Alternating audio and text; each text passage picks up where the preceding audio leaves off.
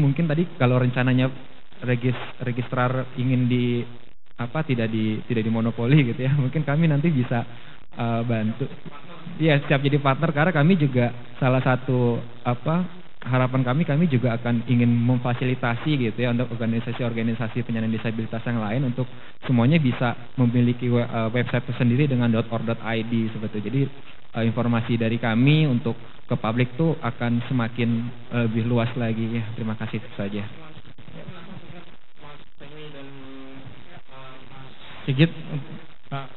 Oke, mengenai yang untuk difabel ini sebenarnya Aji sudah ada kegiatan juga dengan beberapa difabel activity. Sebenarnya untuk tunanetra bisa juga yang namanya membuat satu exhibition. Kami yang ngerti tentang komunitas kan adalah komunitas itu sendiri. Apa yang dibutuhkan? Umpamanya tadi ada stock screen-nya yang ada. Nah itu justru dibuatlah exhibition supaya akhirnya juga melihat ada marketnya, ada teknologinya, yuk digunakan, kan gitu. Nah, untuk endorse ataupun untuk acara itu, kami bersedia untuk berpartisipasi gitu. Dari anggota kami yang 328 ini bisa bersedia untuk berpartisipasi. Tapi emang harus diinisiasi oleh teman-teman komunitas itu. Oke. Gitu Jadi, aja dari kami. PR-nya balik nih ke Mas Dimas nih. Bisa follow jadi up. nanti bisa coba follow up. Nanti bisa kan kita kumpul nih, gitu kan akan ada teman-teman blogger, ada teman-teman lain yang di tempat kita masing-masing. Nanti kita bisa koordinasi dengan. Kalau ada yang mau komunikasi dengan saya, email saya waketum@abji.or.id. Iya, waketum. Wakil ketua umum. @abji.or.id. Ya, APJII. I-nya 2. I-nya 2. Dan saya mohon maaf, saya sudah telat juga untuk acara yang lainnya. Saya mohon pamit. Ya. Nanti saya akan balik lagi ke sini untuk diskusi. Buat Mas Hemi mohon izin. Ya. Plus buat Mas Hemi atas atensinya pada pagi hari ini, mudah-mudahan bisa bermanfaat buat kita semua. Sore beliau janji akan balik lagi. Mudah-mudahan bawa makanan dia ya. Oke. Terima kasih Mas. Ini terakhir dari Mas Sigit mungkin untuk tadi yang pertanyaannya simple sebenarnya gitu kan. Ya tadi sudah jelas saya pikir ya. Monggo dijawab. Oke, terima kasih buat Mas Dimas. Saya jadi pembicara tunggal saat ini. Tentang masalah pengguna, saya setuju bahwa sekarang semua orang kalau bicara tentang domain pasti larinya .com. Jadi itu saya setuju. Ini yang saya juga setuju dengan pendapatnya Mas Doni tadi bahwa memang ini salah satunya adalah kesalahan pengurus karena kami masih belum melakukan sosialisasi ke masyarakat.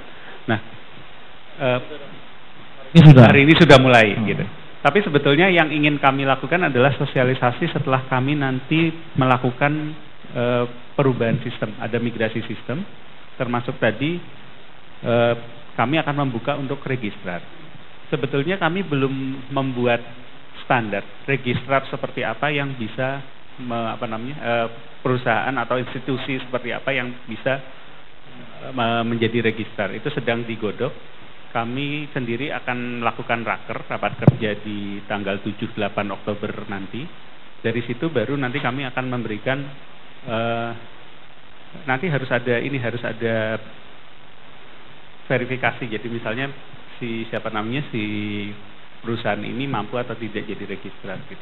Kalau tidak bisa jadi registrar sebetulnya masih ada posisi di reseller. Nah, karena kalau registrar dia harus punya katakanlah billing system. Dia harus punya minimal punya billing system, kemudian punya database seperti itu. Kalau untuk komunitas, kalau komunitasnya seperti ICT Watch mungkin mampu. Tapi kalau komunitas yang katakanlah baru gitu, saya sarankan saya mungkin jadi reseller. Karena untuk jadi reseller nggak terlalu berat karena sistemnya, billing system dan sebagainya itu mengambil sistemnya registrar. Jadi ada 3 tingkatan. Seperti ini saya kembali ke maaf. Nah, di sini kalau sekarang itu Pandi langsung menjual ke registran ya, jadi pengguna domain. Ada juga yang lewat reseller. misalnya master web gitu, itu bisa. Tapi kalau nanti di model baru kami hanya diregistri. Registrar ini adalah institusi, tidak harus perusahaan sebetulnya, tapi harus memiliki standar-standar tertentu. Misalnya tadi punya billing system, punya database dan sebagainya. Nah, dari registrar ini sebetulnya ada reseller. Nah, reseller ini sepertinya akan sangat sesuai untuk komunitas. Jadi kalau harapan saya sih, harapan kami dari Pandi, kita bisa sama-sama mengembangkan domain.id ini karena sebetulnya ini identitas nasional. Oke. Jadi kalau kita mencari, oh perusahaan ini perusahaan Indonesia pakai .id, sama seperti perusahaan-perusahaan di Singapura pakai .com.sg. Dan kita lihat Jepang itu sangat bangga dengan GP-nya dan Inggris sangat bangga dengan UK-nya. Jadi harapan kami ke komunitas, kita bisa sama-sama mengembangkan ini karena ini domain milik kita bersama dan mari kita kelola bersama, kira-kira seperti ini. Mungkin penegasan terakhir Mas Sigit buat teman-teman komunitas lainnya. Tadi kesan ribet tadi itu ya untuk pengajuan dokumen itu kan ini keterbatasan dari teman-teman nih. Betul. Bahwa harus ada NPWP, harus ada dokumen apa kehakiman, apakah terkait dengan komunitas ini juga perlu dokumen tersebut gitu. Penegasannya terakhir. Jadi penegasannya seperti ini. Jadi kalau nanti kami sudah migrasi sistem, itu selain .co.id itu akan sama seperti prosedurnya sama seperti domain internasional. Jadi tidak perlu mengupload dokumen berbagai macam dokumen itu. Saya sendiri merasakan saya punya beberapa domain .co.id itu ribet. Tapi khusus untuk co.id-nya tetap akan kami protect sebagai keabsahan. Jadi misalnya kita melakukan e-commerce gitu dengan negara lain. Dari Indonesia bisa dijamin bahwa kalau yang menggunakan .co.id adalah perusahaan yang benar-benar ada dan bukan perusahaan fiktif. Tapi kalau misalnya pakai web ID ya itu sama aja kayak pakai .com. Jadi kalau ada yang fiktif ya mohon maaf.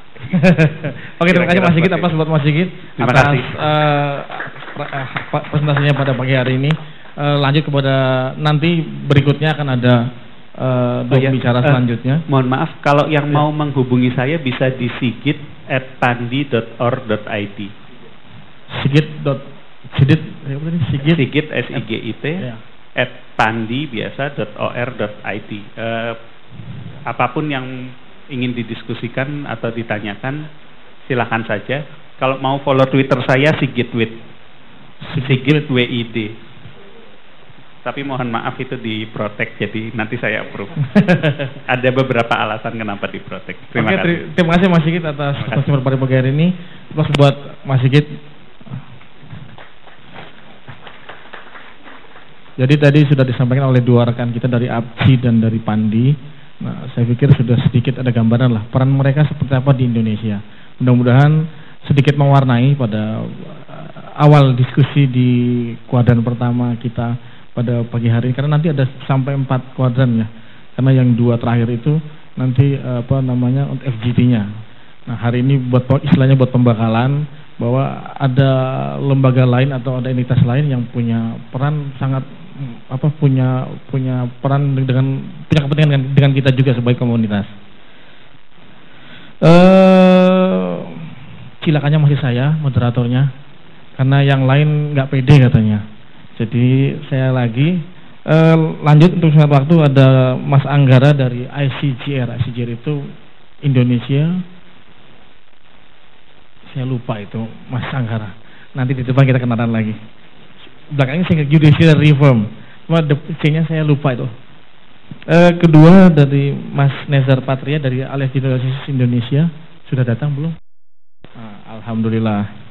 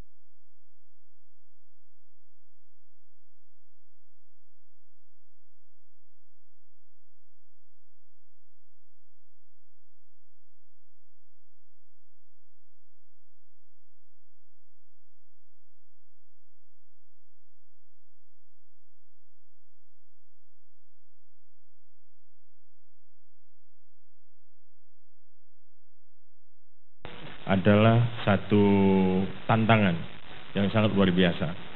Jadi keberadaan sosial media apalagi di Indonesia sekarang ini kita tahu pertumbuhannya sangat dramatis. Data Facebook, saya kira komunitas di sini sudah cukup akrab gitu ya, tahu jumlahnya, mungkin setiap hari melihat berapa pengguna Facebook. Sekarang udah hampir 40 juta. Twitter konon katanya nyaris 9 juta, tapi saya nggak tahu angka pastinya karena yang dihitung adalah penetrasi pengguna Twitter di pengguna internet. Jadi kalau berdasarkan Comscore tahun lalu kira-kira 20% dari pengguna internet di Indonesia punya akun Twitter, tapi kita nggak tahu persisnya, mungkin ada data yang lebih valid berapa penggunanya. Nah, dengan 40 juta dan kira-kira 40 juta Facebookers dan 9 juta pengguna Twitter, maksud saya kita di sini adalah kaum jurnalis yang bekerja secara profesional, itu betul-betul mendapat tantangan baru dalam soal sumber informasi dan juga produksi informasi dan juga distribusi informasi. Nah, yang pertama soal sumber informasi, bahwa sosial media sekarang digunakan oleh warga untuk menyebarkan informasi dan juga memproduksi informasi. Yang kadang-kadang informasi yang dihasilkan ataupun yang disebarkan di sana itu jauh lebih cepat dan soal akurasi mungkin bisa diperdebatkan, tetapi jauh lebih cepat dan daya sebarnya juga sangat luar biasa. Tentu saja ini menjadi satu soal sendiri karena dalam pekerjaan jurnalistik atau pekerjaan kewartawanan, sumber informasi atau mengolah informasi adalah pekerjaan yang utama. Ya baik, itu semacam landscape di mana kita mau bicara soal hubungan jurnalisme dan sosial media. Tapi di kalangan jurnalis sendiri punya problem dalam soal kode etik gitu ya. Sebelum kita masuk ke kode etik sosial media yang sebenarnya ini ranahnya tapi sangat dinamis karena belum ada organisasinya yang mengatur segala macam seperti itu. Tapi kalau di pers atau di kewartawanan kita sudah punya organisasi profesi. Di Indonesia setidaknya ada 3 yang diverifikasi oleh Dewan Pers, ada Persatuan Wartawan Indonesia, ada Aliansi Jurnalis Independen, dan ada Ikatan Jurnalis Televisi Indonesia.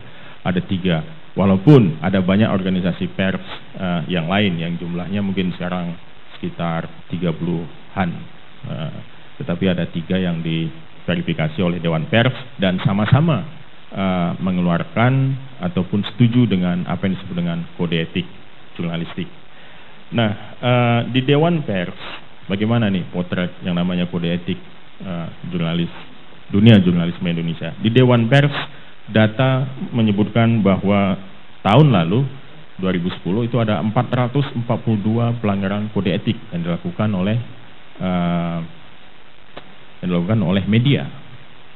Dan angka ini bertambah dari tahun ke tahun. Jadi tahun 2003 kita catat itu ada 101 ya pelanggaran kode etik, tetapi angka itu meningkat dari tahun ke tahun dan sekarang ada 442.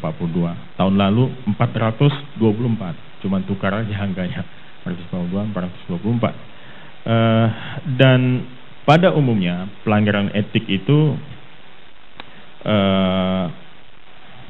kalau difilter pakai kategori apa saja yang dikritik oleh masyarakat atau dikomplain, pada umumnya warga itu komplain bahwa banyak media melakukan pelintiran atau memelintir fakta. Jadi ini soal akurasi. Jadi ini menjadi mayoritas dari komplain yang dilakukan oleh publik, dan beberapa diantaranya bahkan berakhir dengan satu sengketa di Dewan Pers dan kalau tidak selesai masuk ke pengadilan. Nah, dengan kenyataan seperti itu memang cukup mengkhawatirkan, terutama bagi kita yang bekerja di media mainstream dan bergabung di satu organisasi profesi wartawan yang profesional. Nah, data lain menyebutkan kenapa misalnya angka ini bertambah dari tahun ke tahun, komplain dalam soal kode etik, karena ternyata wartawan yang bekerja pun itu entah alfa atau memang agak ignore, agak nggak peduli gitu ya, dengan yang namanya kode etik. 2 tahun yang lalu ada survei oleh Dewan Pers dan disebutkan hanya 20% wartawan Indonesia yang membaca kode etik jurnalistik. Ini cukup menyedihkan juga angka ini, ironis, tragis atau apalah. Nah, dan ini kemudian membuat organisasi-organisasi profesi berkumpul dan mengambil satu langkah-langkah gitu ya dalam rangka mensosialisasikan yang namanya kode etik jurnalistik ini. Ya, tapi kita lihat komplain tetap tinggi dalam soal etik. Nah, jadi saya kira memang ada satu problem yang serius ya sekarang ini di tengah yang namanya Big Bang media. Satu, Big Bang industri media di Indonesia, pertumbuhannya luar biasa, televisi nambah terus, ya kan? Terus kita bisa lihat media-media online juga tumbuh dengan sangat dramatis.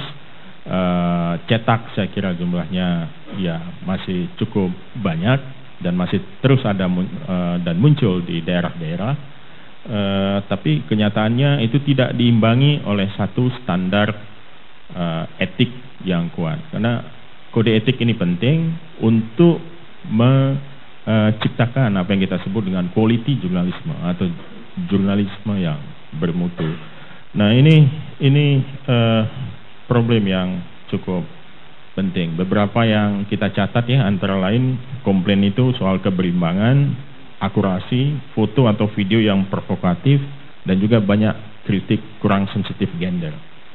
Jadi ini yang dialami oleh atau potret media saat ini. Nah, dalam keadaan begitu kita menghadapi Big Bang yang lain, yaitu sosial media.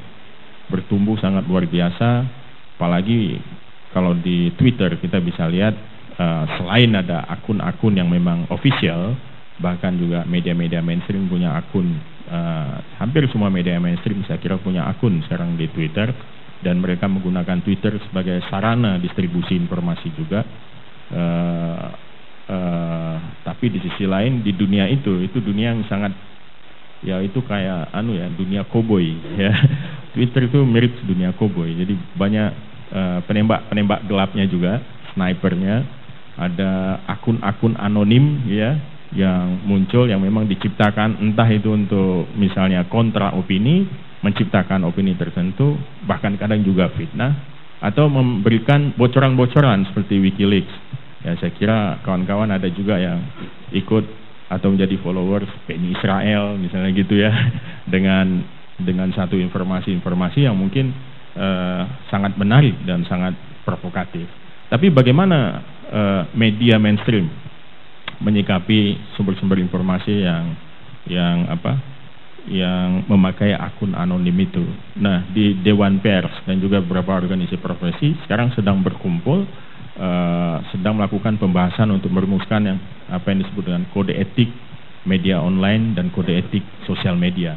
Tapi kode etik sosial media ini lebih kepada bagaimana media mainstream itu menyikapi atau menggunakan sosial media dengan standar etik. Jadi bukan mengatur misalnya bagaimana kode etik di Twitter buat pengguna Twitter, karena itu lain ranahnya. Jadi itu yang lebih melekat ataupun lebih ditujukan penyusunan itu untuk media mainstream atau wartawan yang menggunakan sosial media. Bagaimana seharusnya mereka bersikap. Aji mas ya, yang bikin Aji bersama Dewan Pers. Aji bersama Dewan Pers ya. Itu. Saya berapa menit mas? 3 menit lagi ya.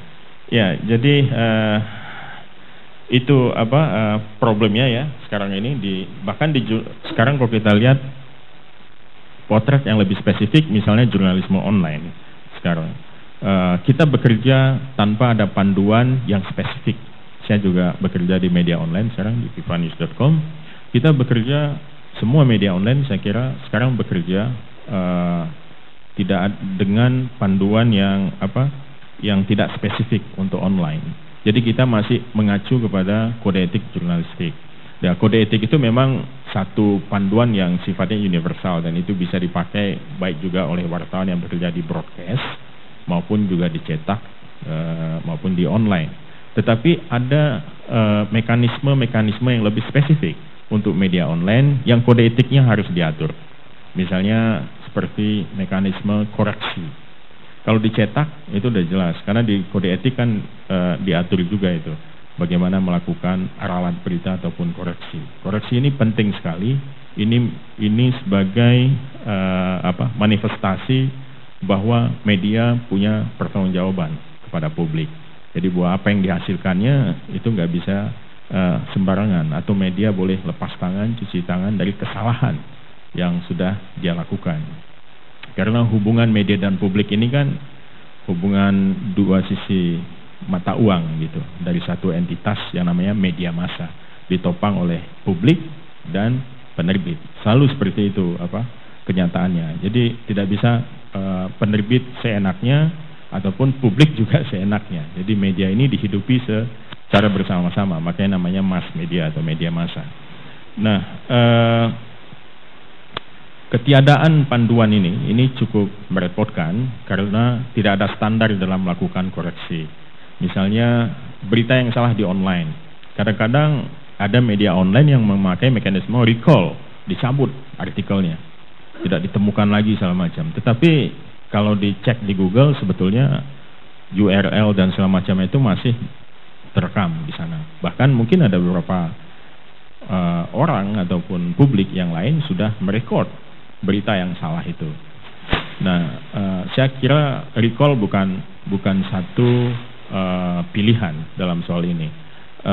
Kita sedang menganjurkan kalau metode koreksi ini itu dilakukan pada file di mana ataupun pada detail halaman di mana kesalahan dilakukan, lalu diberi semacam titel di atasnya atau judul ataupun keterangan koreksi .2 atau ralat .2 sama judul berita yang dikoreksi. Lalu di akhir berita dikasih keterangan dari redaksi bahwa berita sebelumnya mengandung kesalahan bla bla bla, dengan ini berita dengan publikasi yang saat ini berita telah dikoreksi, sehingga publik yang kemudian mengklik kembali berita yang sama tahu bahwa sudah ada mekanisme koreksi, bahwa yang dia baca sebelumnya adalah berita yang keliru. Nah, tapi tidak semua media online melakukan itu. Misalnya ada kritik, wah itu berita salah. Yang pertama, akurasinya bukan cuma soal penulisan nama, kalau itu sih typo lah, bisa gampang dibetulkan dan tanpa harus pakai mekanisme yang rumit. Tetapi kalau kesalahan dalam soal pemberitaan, ketidakakuratan tuduhan dan lain segala macamnya, ini kan bisa menimbulkan kerusakan yang besar buat sumber yang ditulis atau orang yang ditulis atau instansi atau apapun yang ditulis di berita itu. Nah, itu beberapa media online langsung mengubahnya tanpa memberitahukan bahwa sebelumnya dia salah. Jadi kan kita bisa masuk ke Content Management System CMS, langsung kita ubah di dalam itu seperti apa yang dikritik itu, kalau kemudian kita publish lagi, dan ketika diklik lagi itu kesalahan sudah hilang. Tapi ada banyak orang yang sudah merekam sebetulnya dan sudah menyimpan file yang salah itu.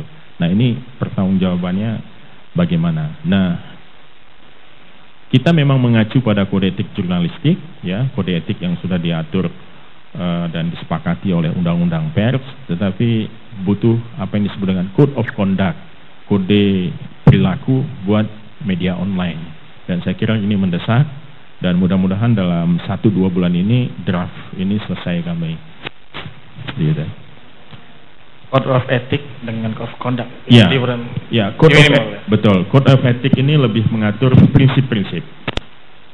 Code of Ethic ini mengatur prinsip-prinsip, sedangkan Code of Conduct, kode perilaku itu mengatur detail, yang lebih detail. Misalnya seperti semacam protokol untuk melakukan koreksi, misalnya langkah 1, langkah 2, langkah 3, langkah 4, seperti itu. Baik, makasih.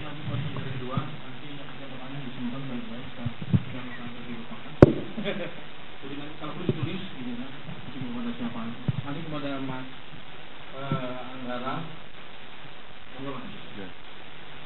Jadi itu tentang komentar undang-undang ITE. Saya nggak pakai dia, tapi saya sempat baca bukunya, menurut saya layak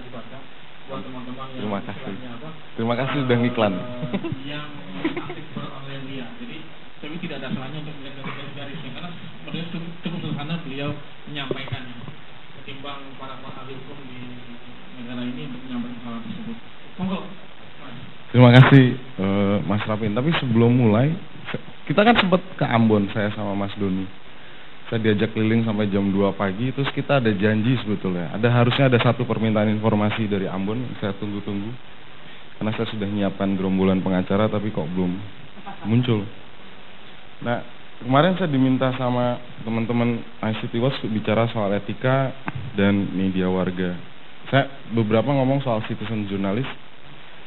Saya ragu menggunakan kata jurnalis warga karena kalau acuannya ke undang-undang pers nggak ada istilah jurnalis warga itu. Saya nggak tahu kalau 9 elemen jurnalis, mungkin Mas Nezar paham. Jadi saya coba gunakan, mungkin ada baiknya kita pakai istilah yang lain. Nah, saya ingin cerita sedikit beberapa kasus yang terjadi case against citizens media. Yang pertama ini Herman Saksono. Tahun 2005 dia foto digital diolah gambarnya presiden sama Mayang Sari Bambang diolah jadi gambarnya presiden sama Bambang Surya Paloh. Dia diperiksa jadi pasal 134, 135, 137, tadi dihapus dan nggak diteruskan. Dia jadi tersangka seumur hidup ini. Karena SP3-nya nggak pernah ada seingat saya. Beberapa yang jadi tersangka seumur hidup tuh ada, misalnya Emerson Yunto tuh tersangka seumur hidup.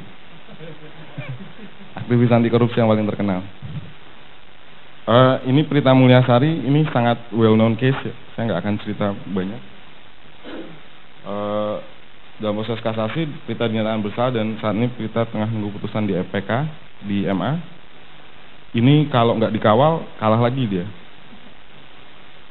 Nah ini Iwan Piliang juga sama, ini kayaknya tersangka seumur hidup soal Alvin Lee. Dari sisi etik sebetulnya tulisan ini banyak kelirunya menurut saya.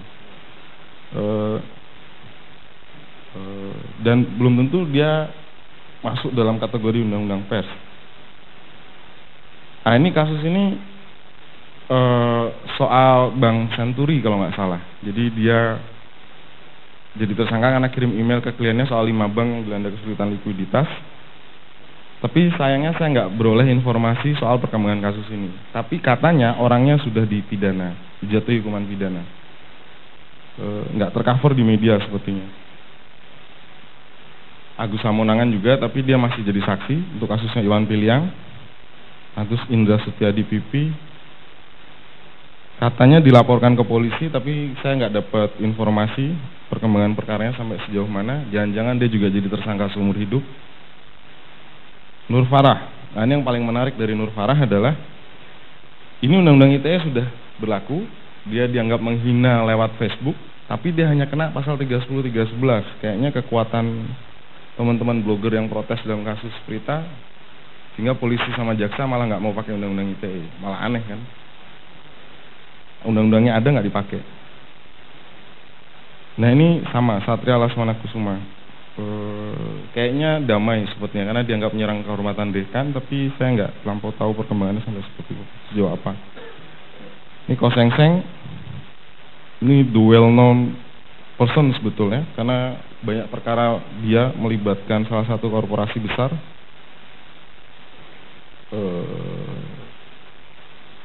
Tapi saya belum tahu laporannya sampai informasinya terakhir sampai sejauh mana. Luna Maya ini melalui akun Twitternya dia ngamuk-ngamuk nih. Nah, tapi dicabut karena ada perdamaian. Nah ini menarik lagi nih, CL, istri seorang dokter yang dia kirim SMS ke selingkuhannya suaminya. Serius ini. Dan dia diadili. Jadi dia lapor perkara KDRT ke polisi, terus dia kirim SMS ke selingkuhan suaminya, yang diproses duluan justru perkara pencemaran nama baiknya. Tapi dia nggak diadili dengan undang-undang ITE 310-311.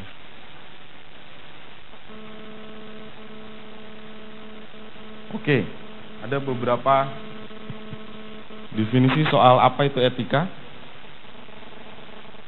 Ini soal apa yang baik dan apa yang buruk.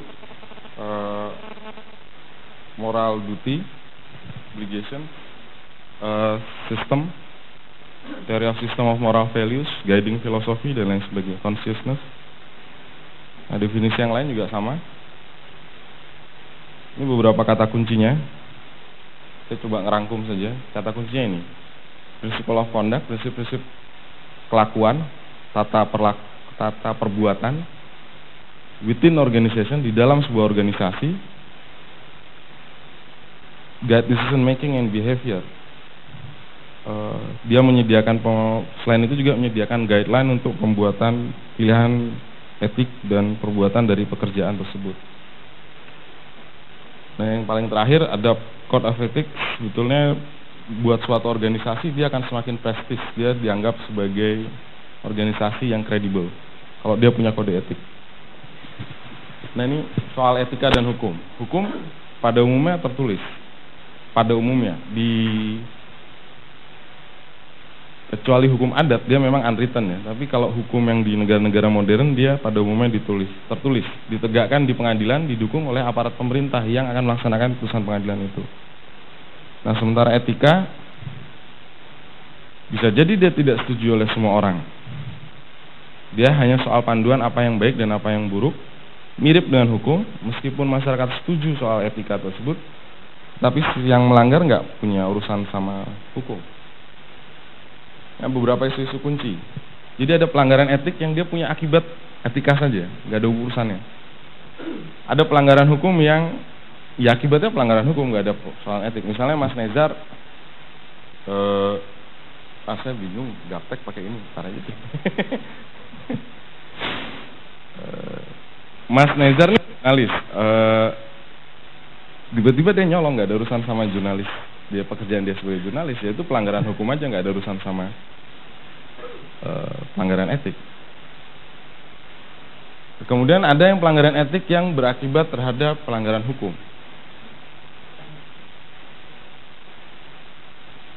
Apa misalnya pelanggaran etik yang berakibat pada pelanggaran hukum? Misalnya soal kalau dalam dunia lawyer itu tipu-nipu tuh banyak ya. Misalnya saya sudah terima kuasa dari klien saya, tapi saya nggak melaksanakan kuasa itu. Itu sebetulnya pelanggaran etik, tapi saya bisa punya pelanggaran hukum. Misalnya karena klien saya udah kasih uang, itu kan akan ada akibat terhadap pelanggaran hukumnya. Ada pelanggaran etik yang berakibat terhadap pelanggaran hukum. Atau misalnya kalau misalnya jurnalis,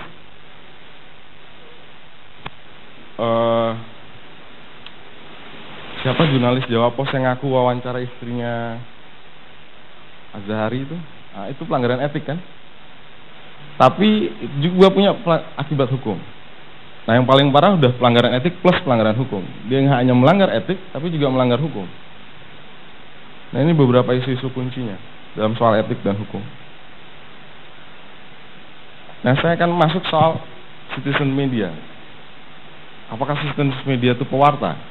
Apakah dia bagian dari jurnalisme? Ini harus dipecahkan menurut saya. Apa tindakannya? Karena dia bisa jadi hanya melaporkan fakta tanpa konfirmasi, opini terhadap fakta, atau dia melakukan opini terhadap opini. Gimana dengan kredibilitasnya, integritasnya? Saya kasih contoh opini terhadap fakta. Itu kasus baju tahanannya Malindadi. Kemarin kan di Twitter, setahu saya Detik bilang bahwa nggak dikancing. Terus kemudian banyak sekali opini terhadap nggak muat lah, kegedean lah, segala macam. Itu kan opini terhadap fakta kan? Itu pelanggaran etik sebetulnya.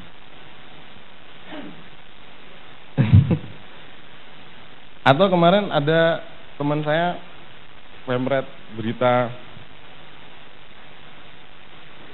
satu pelanggaran etiknya, misalnya dia memimpin redaksi Grass News soal ini berita acaranya Darnawati, tiba-tiba dipampangin di situsnya.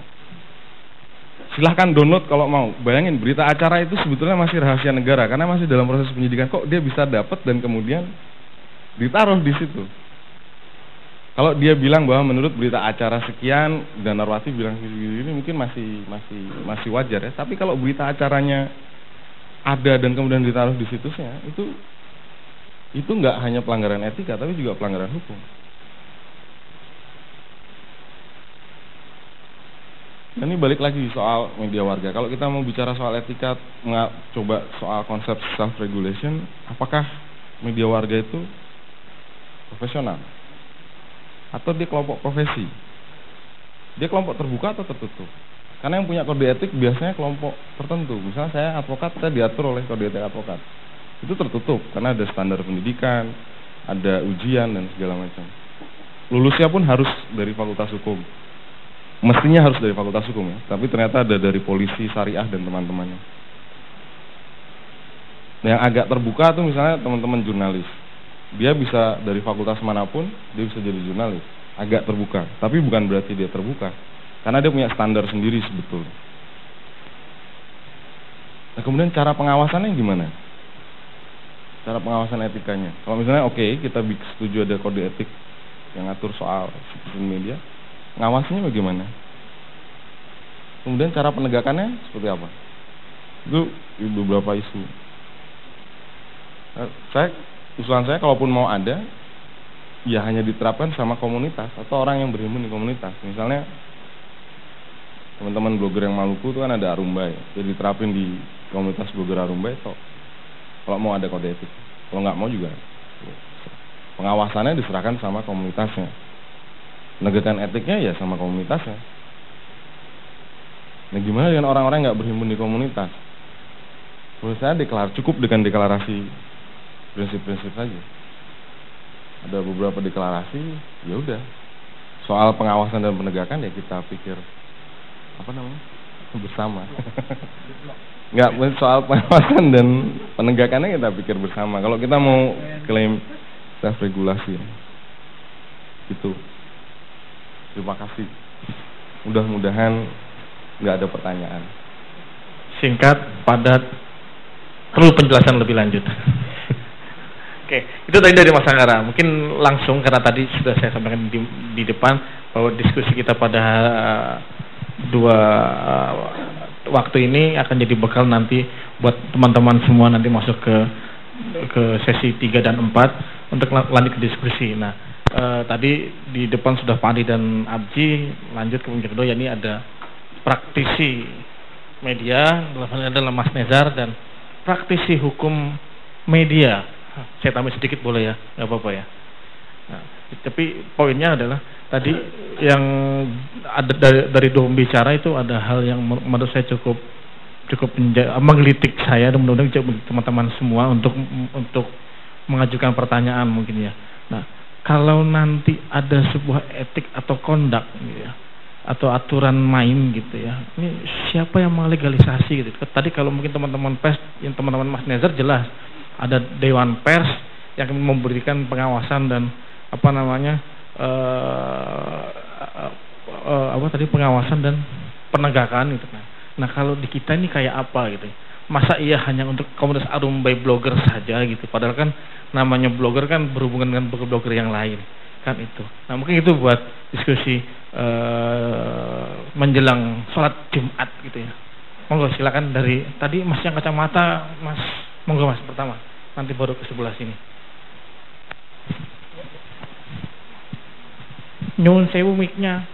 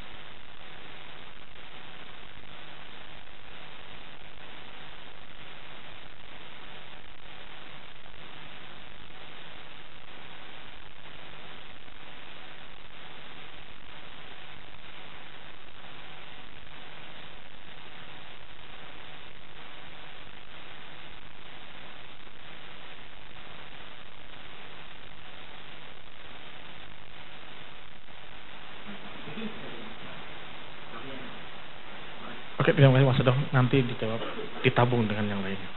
Ada lagi? Mas satu dunia dulu, Mas Firdaus, nanti baru ke Mas siapa? Mas Anton. Oh, saya pikir Doni. Pasaran sekali namanya.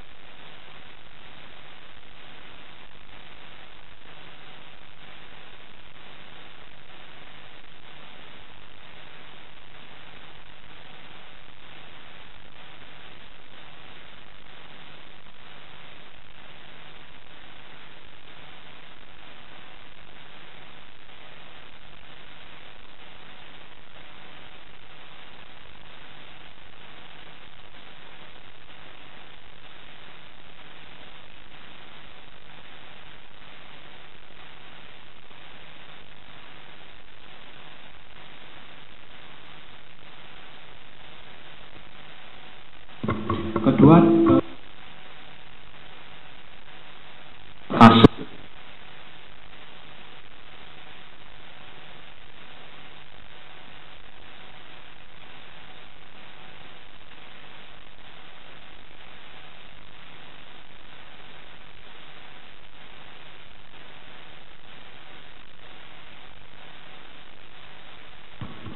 Mas Firdaus, lanjut ke Mas Antoni ya. Anton. Oh, dari Bali. thank you, selamat Ya, siang. terima kasih. Saya Anton dari Bali, anggota Bali Blogger Community dan anggota anak buahnya Mas Nezar juga. Saya anggota AJI sampai sekarang. Saya wartawan freelance. Karena itu sangat tertarik dengan apa yang disampaikan Mas Anggara tentang definisi jurnalisme warga tadi itu. Karena saya juga mengelola, dan beberapa teman ya, mengelola blog jurnalisme warga di Bali. Yang pertama soal apakah dia layak disebut sebuah karya jurnalistik. Sebatas yang saya tahu, jurnalis warga seharusnya bisa masuk dalam kategori itu. Bahwa kemudian dia subjektif, dalam karya jurnalistik pun dimungkinkan adanya karya-karya yang bersifat subjektif itu. Contoh paling gampang adalah berita olahraga gitu, atau berita kuliner. Meskipun ini juga debatable sampai sekarang. Tapi berita olahraga kita akan bisa melihat penulisnya pro sama MU atau sama Chelsea atau apa, itu akan sangat kelihatan. Kalau dia pro sama MU, begitu MU kalah, dia akan bilang MU dibantai. Bukan Chelsea yang menang. Itu contohnya kan, bahwa kita nggak bisa menihilkan itu. Bahwa wartawan, ya penentuan angle segala macam itu pasti subjektif dan seterusnya. Nah, dalam jurnalisme warga juga memungkinkan itu, yang menurut saya ya dia bisa masuk sebagai salah satu genre dalam jurnalisme. Apalagi kalau kita lihat dari 9 elemen jurnalistik itu, jurnalisme itu, ternyata hampir semuanya bisa dipenuhi oleh jurnalis warga, kecuali bahwa dia harus verifikasi, itu yang biasanya susah ya. Tapi dalam 1 sampai 9 itu rasanya mulai dari kebenaran, kemudian pada publik dan segala macam, saya lihat sejauh ini itu bisa dipenuhi oleh jurnalis warga. Itu mungkin sumbangan sekedar diskusi untuk siang ini. Terima kasih. Mungkin 3 dulu kali ya, atau ada satu lagi mungkin? Satu lagi? Yang perempuan gitu loh. Satu aja. Itu laki, Mas Firdaus dari pagi itu pengen nanya katanya. Oke, 3 itu saya tabung ya. Saya lempar ke Mas Nezar sama Mas Anggara. Monggo Mas Nezar, boleh duluan. Ya, yang pertama soal kode etik di komunitas ya. Kode etik di komunitas ini bagaimana cara penegakannya.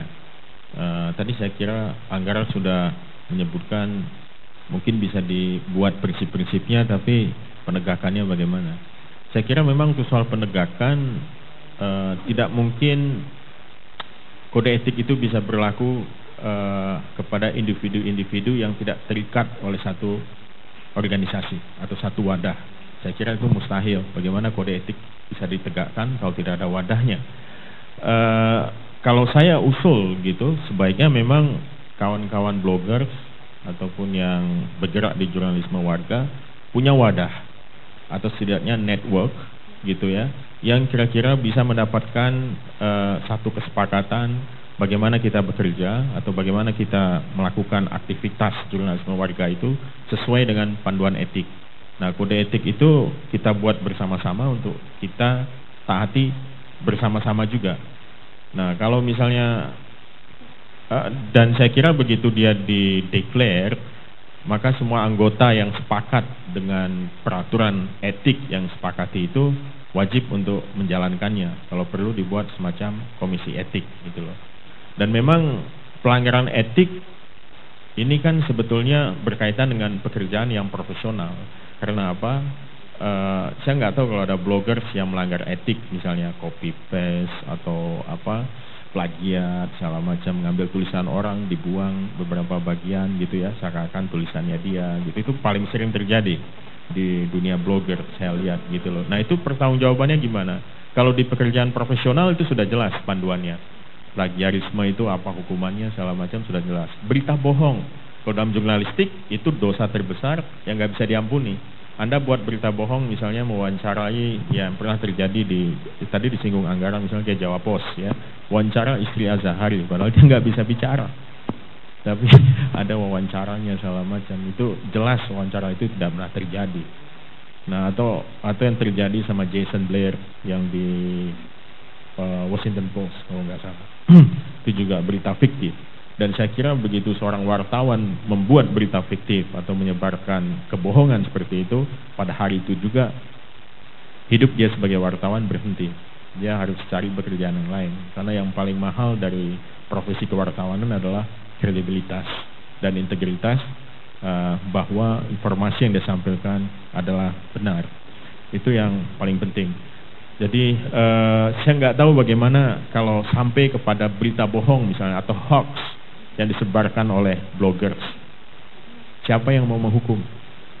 Siapa yang mau menegakkan kode? Dan karena memang media seperti ini cukup rentan untuk penyebaran berita-berita yang unverified gitu ya, yang tidak akurat atau berita-berita yang sulit cari pertanggungjawabannya. Nah, ini memang problem. Nah, kalau saya sih usul gitu, lebih baik kalau bisa dihimpun dalam satu wadah ya, dan di wadah ini bisa menjadi inspirasi buat para blogger sebagai satu best practice dalam blogging misalnya gitu.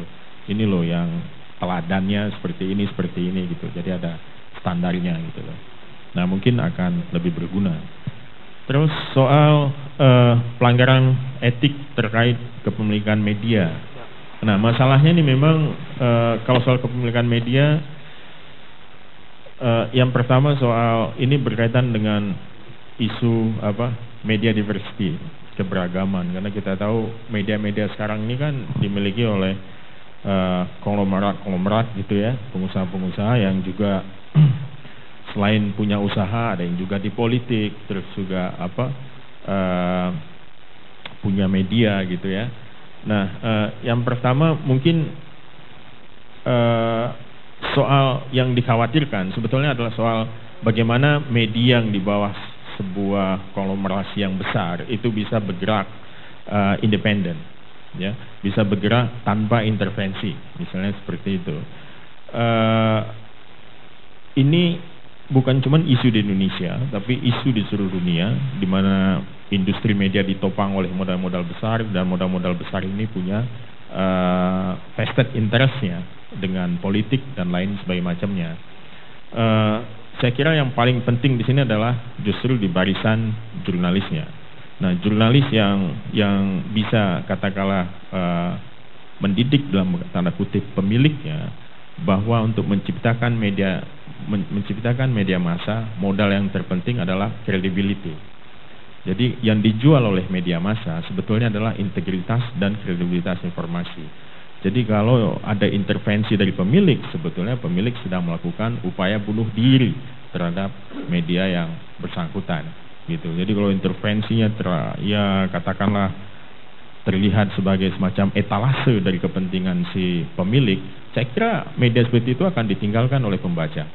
Orang akan lihat, wah ini cuma jadi megafonnya si pemilik gitu loh. Jadi nggak ada tempat buat publik. Publik didistorsi informasinya lewat media seperti itu.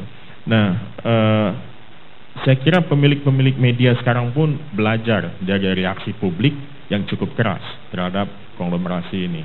Saya tanya ke beberapa kawan yang juga bekerja di di bawah satu industri yang punya skala konglomerasi seperti itu, dan mereka mengatakan ya pemilik-pemiliknya juga tidak berani juga sembarangan. Beberapa memang ada yang duduk sebagai langsung pemimpin redaksi.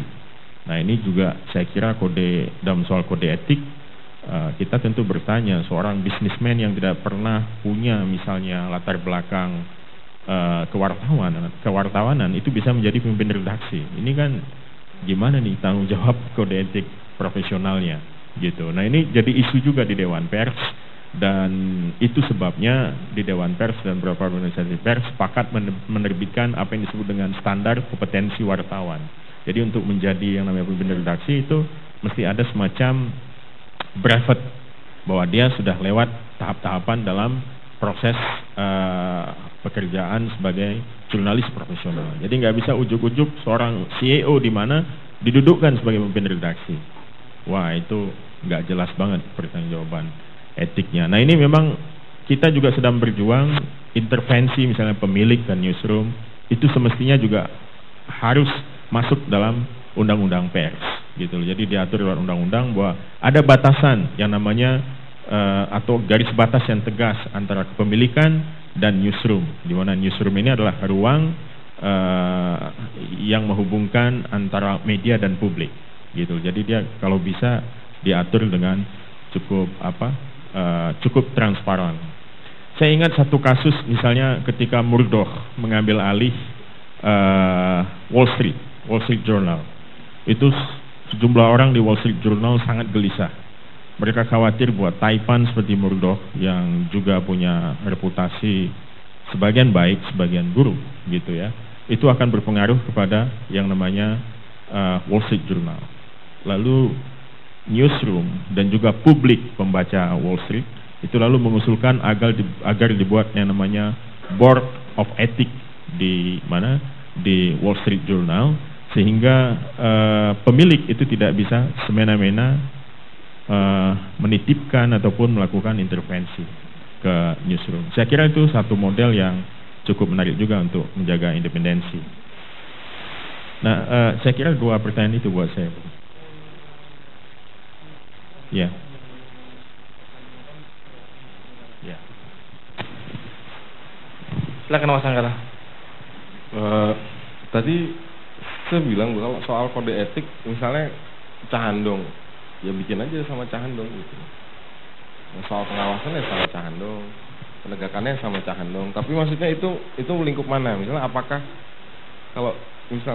kalau saya nulis di blog saya sendiri akan terikat sama aturan di Cahandong atau enggak? Atau kalau saya nulis di situs saya Cahandong baru saya terikat sama aturan yang di Cahandong? Itu kan harus dipecahkan masalahnya. Atau saya kalau ikut di Cahandong ya berarti tulisan saya mau di blog saya sendiri atau di situsnya Cahandong ya saya harus terikat gitu. Misalnya. Ya itu dipecahkan justru di komunitas. Nah yang repot kan kalau misalnya individu-individu yang nggak terikat sama komunitas, nah itu yang nggak ada cara pengawasannya, nggak ada menurut saya ya hukuman sosial aja.